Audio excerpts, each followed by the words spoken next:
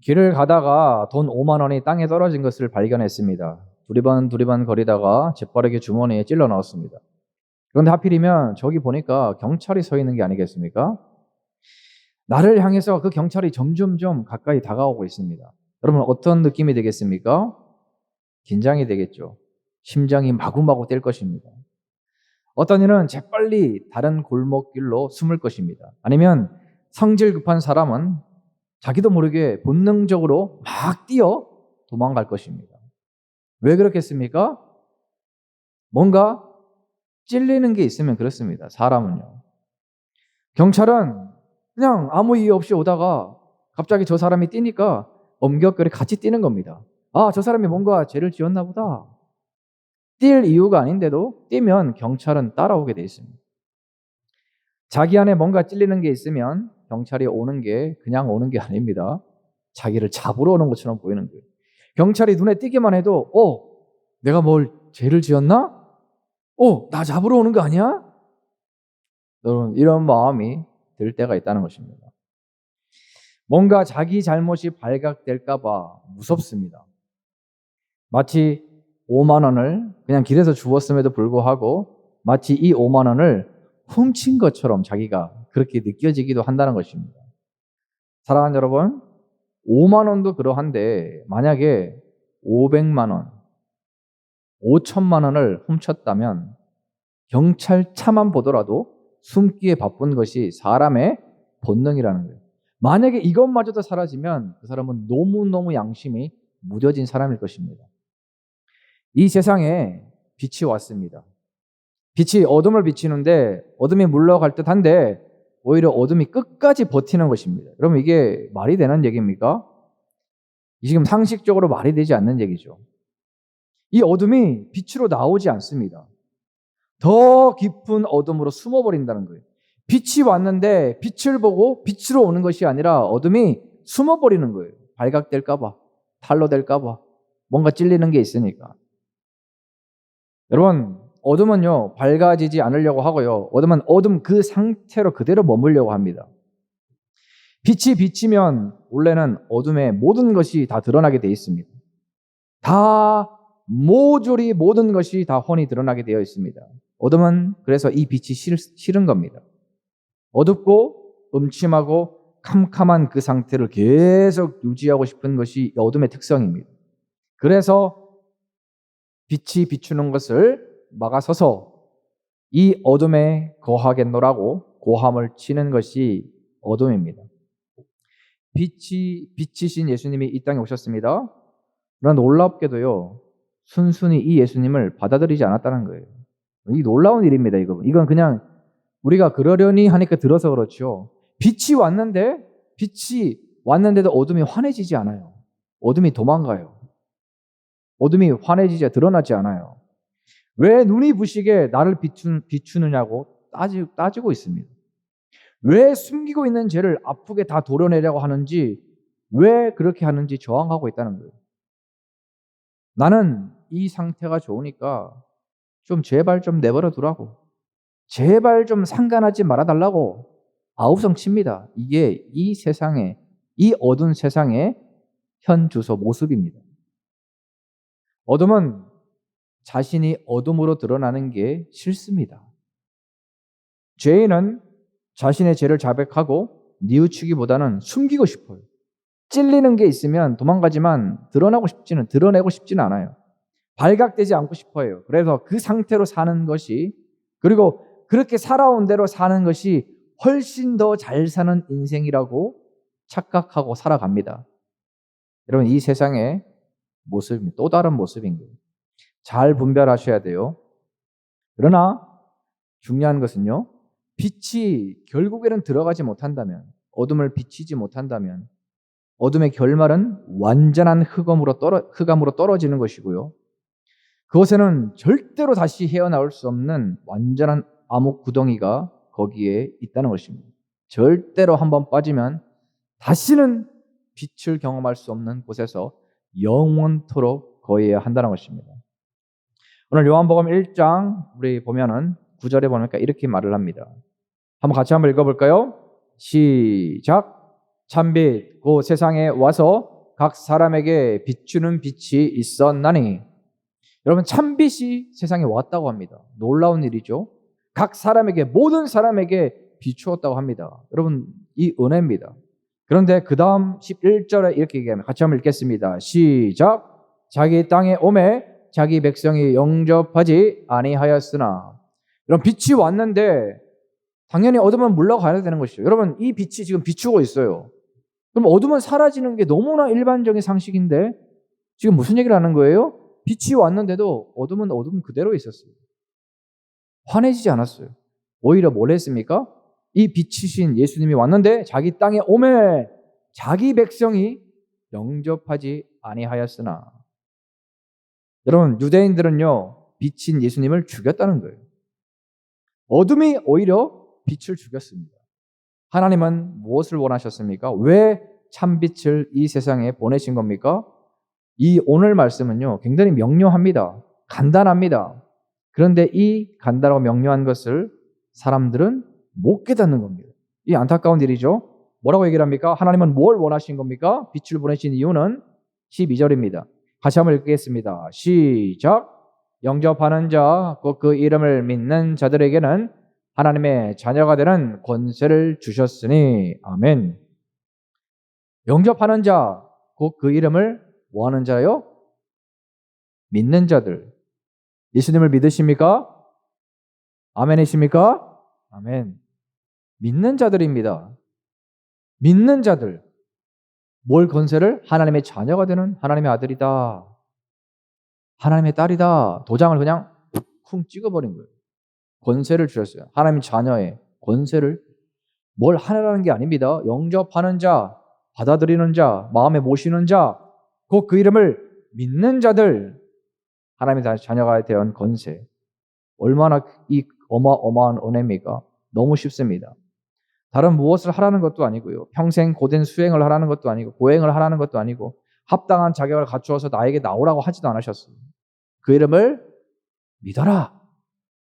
그런데 이 어두운 이 죄인은 깨닫지 못해서 영접하지도 않고 배척하고 거부하고 죽였다는 것입니다. 우리가 사는 이 세상은 어떠합니까? 여러분, 우리가 사는 이 세상은 어떠합니까? 요한복음 3장 오늘 18절 말씀인데요. 이렇게 얘기를 합니다.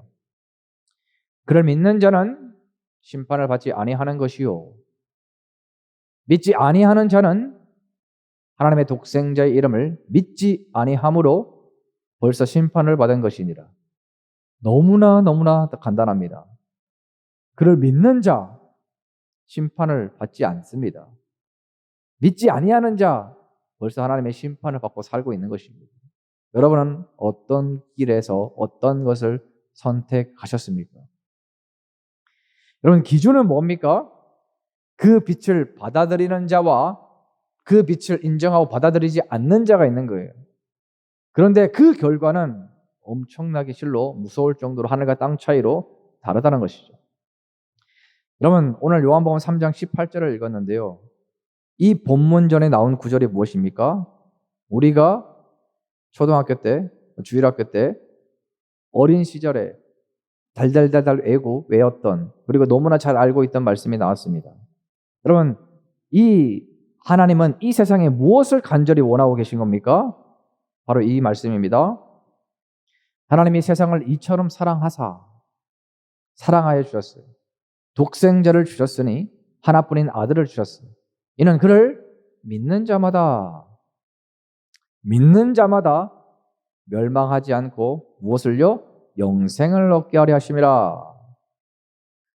이 16절 말씀에 핵심이 담겨 있습니다.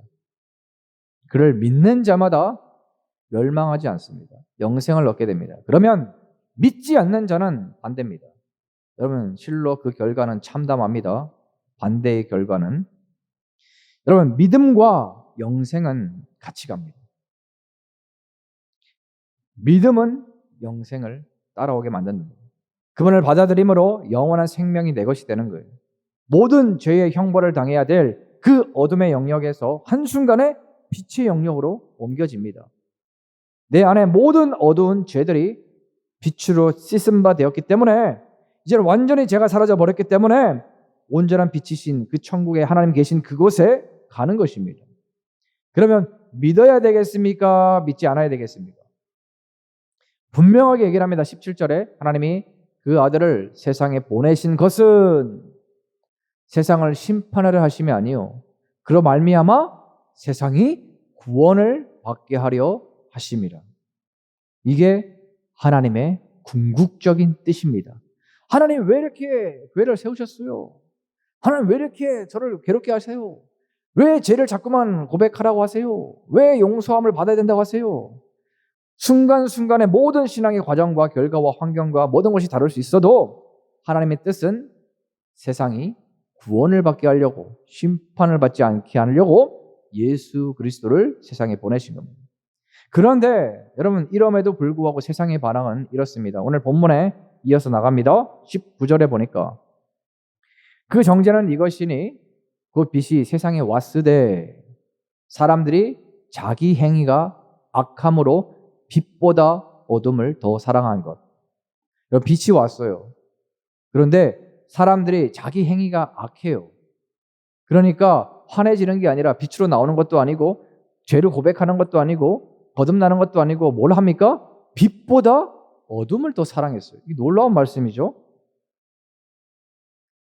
여러분, 창조주의 원래 뜻이 있었어요. 근데 반대로 살던 자들이 창조주에게 금방 돌아섰고, 그렇군요. 이게 창조주 당신이 나를 이 땅에 보내신 이유겠군요. 그렇겠군요. 이걸 금방 받아들이고, 이렇게 살아야 되겠군요. 이렇게 더 해야겠군요. 이게 아니라 뭐 한 겁니까? 그렇지 않았다는 거예요. 자신의 민낯이 드러나고 숨기고 있던 것이 환하게 드러나자 저항하기 시작했어요. 그리고 살아왔던 삶을 포기할 생각이 없어요. 그 죄에 눌러앉아 사는 일이 발생했다는 것입니다. 죄를 먹고 마시고 사는 것이 더 좋은 세상입니다. 여러분, 이 세상이 어떤 세상입니까? 죄를 먹고 마시는데 그것을 만끽하는데 더 좋은 형편과 처지로 가고 있는 이 세상입니다. 그러면서 20절에 이렇게 얘기를 합니다. 악을 행하는 자마다 빛을 미워한다고 해요. 빛으로 오지 않아요. 이는 그 행위가 드러날까 함이요. 여러분, 악을 행하는 자가 아이고 제가 잘못했어요. 아이고 안 그래도 양심에 이렇게 눌리고 살았는데 예수님 말씀이 맞군요. 이게 아닙니다. 빛을 미워해요. 왜 그렇게 얘기해요? 왜 그렇게 네가 바른 얘기를 해요? 그렇게 한다고 세상에서 잘 사는 거예요? 빛을 미워하여, 다시 말씀드리면 예수를 미워해요. 그럼 이 세상에 예수를 미워하는 게 이상한 일이 아니에요. 참 빛이 왔지만 빛을 미워한다고 얘기해요. 빛으로 오지도 않아요. 왜요? 그 행위가 드러날까? 자기의 어떤 숨은 것들이 드러날까 봐. 찔리는 것이 있으면 찔리는 것으로 그냥 두고 숨기 바쁜 거예요. 드러날까 빛으로 오지도 않고 예수께 가까이 다가오지도 않는다는 거예요. 그러나 진리를 따르는 자, 반대로 진리를 따르는 자, 진리를 행하는 자, 진리의 어떤 그 모습대로 사는 자는 예수 그리스도의 말씀이 들어오고 예수 그리스도의 누군지를 인정하고 받아들이고 주인으로 받아들인다. 빛으로 온다는 것입니다. 이는 그 행위가, 살았던 그 행위가 하나님 안에서 행한 것임을 나타내려 함이라. 진리를 따르는 자는 그분의 목소리를 듣고 그분의 음성을 듣고 그분의 부르심 가운데 온다는 것입니다. 사랑하는 여러분, 깊게 들어가 봅니다. 깊게 들어가 보면 자세히 살펴보면 이 어둠의 핵심은 뭐냐면요. 이 어둠은 철저하게 자기에게만 맞춰진다는 것입니다. 자기애가 지배하는 삶이 결국 어둠의 삶의 근원이 된다는 것입니다. 자, 무슨 말입니까? 창조주의 원래 뜻은 무엇입니까? 근데 그 뜻과 상관없이 그분의 어떤 관계를 열어갈 생각이 전혀 없어요. 자기 중심으로 자기를 사랑하여서 사는 것이 최선의 삶이라는 거예요. 이게 어둠의 근원입니다. 여러분, 어둠의 근원이 뭐 남을 미워하고 막 도둑질하고 또 뭐 꼭 쇠고랑을 차서 들어가야 되는 이게 어둠의 모습이지만 그거는 나타나는 것이지 그 근원으로 들어가 보면 인간의 마음속에 본연으로 들어가 보면 뭐가 있냐면요. 자기애라는 거예요. 자기 사랑, 자기 만족, 자기 중심, 자기 주인, 자기 하나님. 내가 하나님처럼 사는 것. 포기할 생각이 없는 것입니다. 여러분, 어떤 것입니까? 하나님께서 첫 창조하신 여러분, 인간인 이제 아담과 하와가 이제 그들은 처음에는 행복했습니다. 그러나 하나님께서 따먹지 말라고 한 동산 중앙에 있는 이 선악과를 사탄의 유혹으로 말미암아 먹었어요. 따먹었어요. 뭘 선택한 겁니까? 자기가 하나님처럼 되는 걸 선택한 거예요. 하나님처럼 되는 것. 그리고 가장 처음 한 일이 무엇입니까? 하나님의 소리를 듣고 하나님의 낯을 피하여 동산 나무 사이에 숨은 것입니다. 그가 처음 한 일이에요. 여러분, 하나님처럼 선택한 것을, 죄라는 것을 알고 동산 나무 가운데 숨은 것. 그래서 하나님이 뭐라고 얘기하십니까? 아담아, 내가 어디 있느냐? 그랬더니 아담이 뭐라고 얘기를 합니까? 내가 벗었으므로 두려워하여 숨었나이다. 첫 번째 죄를 잊는 사람은 숨는 겁니다. 빛으로 나오는 게 아니라, 예수께 나오는 게 아니라, 내 죄를 고백하는 게 아니라 어떻게든 숨어보려고 하는 거예요. 하나님과 상관없이 자기 중심으로 살기 때문에 하나님처럼 살고 싶은 것을 포기할 생각이 없는 사람들은 숨는 겁니다. 그냥 내버려 두라고 합니다. 여러분, 이 세상에도 마찬가지입니다. 이 세상 죄인들에게 하나님께서 말씀해 주십니다. 얘야, 내가 어디 있느냐? 누구누구야? 내가 지금 어디 있느냐? 숨어 있지 말고 빛으로 나오라고 말씀하고 계신다는 거예요. 이 세상 사람들에게. 그런데 자신의 죄가 발각되는 아픔과 이 부끄러움이 있을지라도 하나님 앞에 나오라고 하고 있습니다. 이것이 이 세상에 대한 이 교회가 선포하는 메시지입니다. 고집 부리지 말고, 억척스럽게 거부하지도 말고, 못 들은 척도 하지 말고, 그냥 나오기만 하면 돼. 나와! 빛으로 나와! 숨어 있지 말고, 혼자 갖고 있지 말고. 그런데 여러분, 어떻게 했습니까? 잘 알다시피 과거 유대인들은 빛으로 나오라는 말씀을 들었음에도 불구하고 예수를 죽였다는 거예요. 이 놀라운 일입니다. 그것도 십자가 사형틀에 매달리게 하셔서 죽으셨다는 것입니다. 예수는 자신의 죽음을 알면서도 이 땅에 내려오신 거예요. 모르고 내려오시지 않으셨어요? 알면서도 내려오셨어요. 우리는 그것을 뭐라고 부릅니까? 사랑이라고 불러요. 자신을 위한 것이 아니라 모든 죄인들 위해서 자신의 목숨값을 대신 지불해서 희생하신 것. 이게 자기 중심이 아니라 하나님의 아들이시고 하나님과 본체와 동등하신 그분께서 그럼에도 불구하고 자기 중심성이 아니라 하나님 성부, 하나님 중심성으로 이 땅 가운데 사셨다는 것입니다. 이게 사랑의 모습입니다. 하나님이 세상을 이처럼 사랑하사, 하나님이 세상을 이처럼 사랑하사, 이 사랑은 어떤 사랑이었습니까? 이 세상은 그래서 이 하나님의 사랑과 이 사랑을 거부하는 죄인들이 충돌하는 장소가 바로 이 세상입니다. 여러분, 다른 것이 아닙니다. 한번 분별해 보시기 바랍니다. 여러분, 이 세상을 어떻게 보시겠습니까? 내가 너를 사랑해. 이 하나님의 사랑과 이 세상의 죄인들이, 이 사랑을 거부하는 죄인들이 부딪히는, 충돌하는 장소가 바로 우리가 살고 있는 이 세상의 현장입니다. 그래서 거절이 난무합니다. 싫어요. 가세요. 싫어요. 예수 안 믿어요. 가세요. 저 천국 안 가도 돼요. 이 거절이 난무하는 가운데 우리는 살고 있습니다. 그러나 그 중에서도 믿는 자가 생겨납니다. 믿음이 싹이 틉니다. 그 사랑이 퍼져갑니다. 구원을 받는 하늘 시민들이 생겨납니다. 물론 이 사람의 수가 소수일 수 있습니다. 그러나 중요한 것은 그 사랑을 받아들이는 자가 있고 믿는 자가 있기 때문에 그 믿음이 자라나는 것이 우리가 살고 있는 이 세상입니다. 하나님 나라가 더욱더 확장되고 있고 조금씩 천국으로 초대받는 많은 자들의 감격과 환희가 터져나오는 장소, 그것이 바로 이 세상입니다. 여러분은 이 세상 가운데 하나님의 초대를 받아서 거기에서 그것을 응해서 이 자리에 나와 있는 줄로 믿습니다. 여러분, 이 세상 가운데 그러나 많은 이들이 거절을 하고 거부를 합니다. 나는 그냥 하나님처럼 사는 게 편해요. 내 중심으로, 내 마음대로, 내가 원하는 대로, 내가 생각하는 대로 그렇게 살아가고 싶어요. 그러다 보면 그 모습이 심해지다 보면 악한 모습으로, 죄를 또 이 세상에서 정죄하는 어떤 심판하는 그런 죄의 모습으로 드러나기도 하고, 그래서 사람들이 참 빛이 왔음에도 불구하고 이 세상이 어둠이 확 단번에 환해질 것 같지만 거부하는 사람들로 인하여 여전히 깊은 어둠 가운데 들어가고자 하는 많은 사람들이 존재하는 것이 이 세상입니다. 아직 빛이 비추고 있습니다. 여러분, 빛으로 나오시기 바랍니다. 오직 빛으로 나오는 자가 사는 것입니다.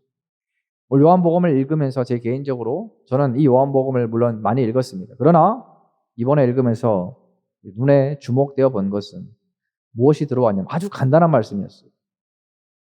믿음이었던 거예요. 믿는 것. 믿는 것과 믿지 않는 것의 차이라는 것입니다. 한번 3장 36절을 보시겠습니까? 같이 한번 읽어볼까요? 시작. 아들을 믿는 자에게는 영생이 있고 아들에게 순종하지 아니하는 자는 영생을 보지 못하고 도리어 하나님의 진노가 그 위에 머물러 있느니라. 1장부터 시작해서 2장도 3장도 4장도 5장도 여러분 이 부분들이 6장에 이르기까지 오늘 제가 이번에 보면서 느낀 것은 뭐냐면 아들을 믿는 자가 있다. 참빛을 받아들이는 자가 있다. 그러나 믿지 않는 자가 있다. 믿는 자는 영생이다. 믿지 않는 자는 심판이다. 선택해라. 복받은 자가 어떤 자인지를 우리는 분명히 압니다. 여러분 5장에도 보시겠습니까? 같이 갑니다. 내가 진실로 진실로 너에게 이르노니 내 말을 듣고 또 나 보내신 이를 믿는 자는 영생을 얻습니다. 이 세상이 너무 간단하고 너무 편하게 영생을 얻을 수 있어요. 그 이름을 마음으로 받아들이는 자, 예수 그리스도를 믿는 자, 심판을 받지 않아요. 사망에서 생명으로 옮겼습니다. 여러분 영생을 이렇게 우리가 쉽게 얻을 수 있는 은혜가 어디에 있겠습니까? 이 요한복음에 나오는 말씀입니다. 선한 일을 행한 자는 생명의 부활로, 악한 일을 행한 자는 심판의 부활로 나옵니다. 여러분 제가 지난주에도 말씀드렸습니다. 생명의 부활, 악한 일을 행한 자는 심판의 부활은 누구라도 부활을 한다고 말씀드렸어요. 그러나 절대로 이 한소망 교회 다니시는 분들은 둘째 사망을 당하면 안 된다고. 절대로 죄에 대한 대가를 치러야 되는 형벌을 당해야 되는 둘째 사망 가운데 거해서는 안 된다고. 우리는 생명의 부활 아니면 심판의 부활이 됩니다.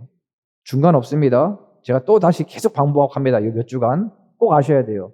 내가 생명의 부활로 하늘나라에 천국에 가느냐, 심판의 부활로 형벌을 받아 지옥에 가느냐, 두 갈래로 딱 나눠지는 거예요. 중간 없습니다. 그런데 그 생명의 부활을 위해서는 믿는 자, 영원한 생명을 주겠노라. 빛을 받아들여라. 이 말씀을 요한복음에서 하고 있다는 것입니다. 여러분, 믿는 자와 믿지 않는 자, 여러분 중요한 것입니다. 예수 그리스도를 믿는가 얼마나 중요한 것인지. 하나님은 우리에게 이 세상에게 그리고 끊임없이 원하고 계시고 우리 이 한소망 교회가 이 땅의 교회가 세워진 이유 중에 하나입니다. 그를 믿어라. 그를 믿는 자는 심판을 받지 아니하는 것이요 빛을 받아들여라. 이 세상은 딱 두 갈래로 나눠집니다. 빛을 믿는 자와 빛을 믿지 않는 자. 여러분은 어느 부분에 속해 있습니까? 이 하나님의 음성이 한 사람도 빠짐없이 모든 사람의 귓가에 생생하게 들려오시기를 간절히 소원합니다. 나를 믿어라. 예수 그리스도 하나님의 아들 나를 보내신 예수 그리스도 내가 보낸 하나님의 아들 예수 그리스도를 믿어라. 받아들여라. 그 음성이 여러분의 귓가에 늘 평생간에 지워지지 않고 생생하게 뚜렷하게 더욱더 뚜렷하게 들려오시는 복을 누리시는 복된 모든 분들 되시기를 소원하고 축복합니다. 아멘.